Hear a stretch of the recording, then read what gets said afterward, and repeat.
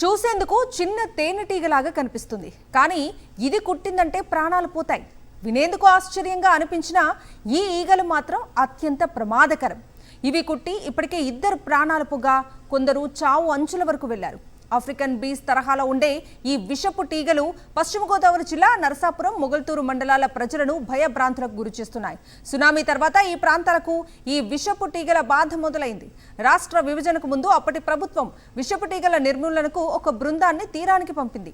ONGC fire నిపుణులు, వైద్యుల సహకారంతో ఈ పుట్టల్ని సమూలంగా నిర్మూలించారు. ఆ తర్వాత మళ్ళీ నెల రోజుల క్రితం నర్సాపురం, వేములదేవి, మొగల్తూరు, పేరుపాలెం గ్రామాలలో తాటి చెట్లపై పుట్టల్ని గుర్తించారు గ్రామస్తులు. దీంతో ప్రజల్లో మళ్ళీ భయం మొదలైంది.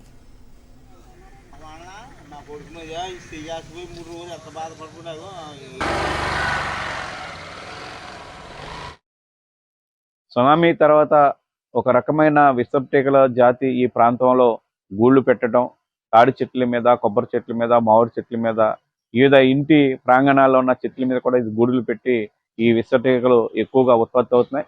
ఈగలు కనుక కొడుతుంటే చాలా మంది ప్రాణాలు పోయే పరిస్థితి కూడా ఏర్పడుతుంది.